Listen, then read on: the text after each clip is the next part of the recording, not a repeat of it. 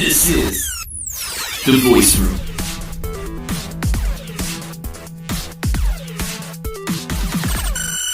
Hello and welcome to The Voice Room, a show about my voiceover journey and helping you find your voice. I'm your host, Anthony VA. This second episode is about covering the ongoing SAG-AFTRA Interactive Strike and what it means for us. Hopefully this helps a lot of voice actors and consumers understand things more clearly and navigate this more easily. So for those of you that don't already know, there is a voice actor video game strike going on, and its main reason has to do with the growing concerns of AI. When these concerns first came up, negotiations were going on for almost 2 years about ensuring video game companies do not end up using AI voice models to replace hardworking voice actors, and especially without compensation if the voice actor does consent to that. After a long time of no agreement with these terms, the union had no choice but to go on strike. Now, whether you like AI or not, it is a really big and relevant concern for the voice acting industry, especially as it continues to advance. Just like digital art, voice acting is an art as well, a human art, and AI should not be putting the creative industry in panic.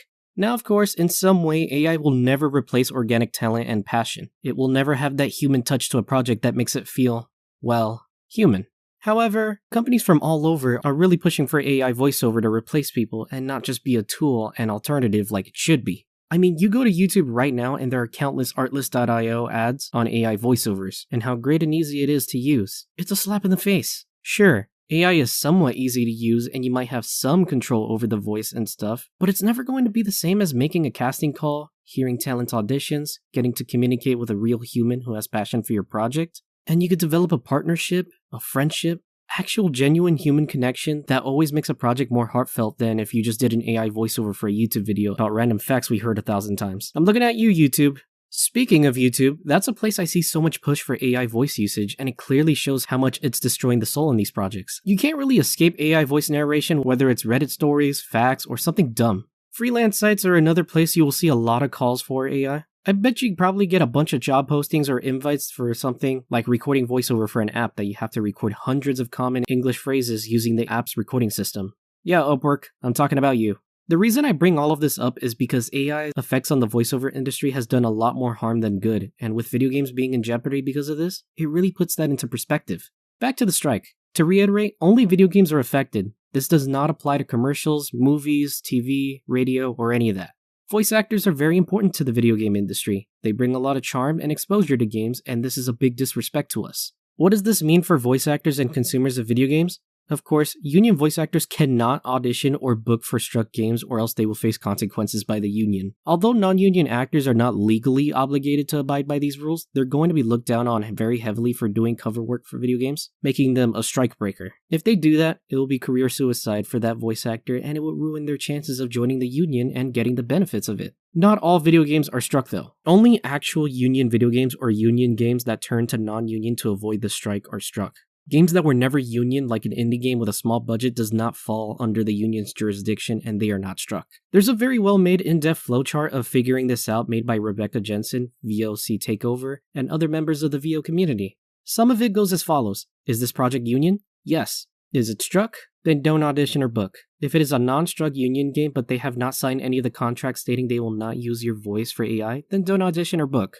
If the game is non-union but it was in the past, it is off the table. I'll definitely try to link the flowchart as there is a lot, but it's the best resource I could find explaining this. As a voice actor, it's important you know these things before auditioning for a project to make sure it is a good project you won't regret auditioning for. It's still important to go to the SAG-AFTRA site and find the video game strike finder to search up if the game you're auditioning for is struck. However, it will not be accurate if you only use the project's name, as there are code names and other factors to make it so that you don't really know if the game is struck. To make sure your search is as accurate as possible, put the project ID number onto the site's search bar and see if it is struck. If you don't know this, you can ask the development team for this information. Does this mean consumers of video games should stop playing them or buying them? No, of course not. They want you to keep doing that, but you just need to be aware, and if you'd like to know what you can do on your part to support these actors, is spread awareness and show appreciation for them throughout this. One really big issue in the process of this strike is that today, as I'm recording this, news breaks out that the SAG-AFTRA Executive Director Duncan Crabtree Ireland announces a partnership with Narrative to quote-unquote set a new standard for ethical AI use.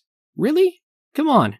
As said by a comment on this post, there is no ethical use of AI. The use of AI is a slippery slope towards cheapening art itself. I mean, it was a small step in the right direction of having people take control of it and still get to do it if they wanted to do that and get paid for it. but it opened up a lot more issues. For one, it completely destroyed the whole point of the strike. And there's so many things that voice actors can still be exploited for with AI. Yeah, you can consent to it now with okay payment for it and all, but what stops other companies from doing the same without those terms? Also, Narrative has some strange wording on their website encouraging actors to sell their voice right at the top of their official website, which is pretty demeaning to voice talent if you ask me. They tried to do half a step forward and did like 3 steps back.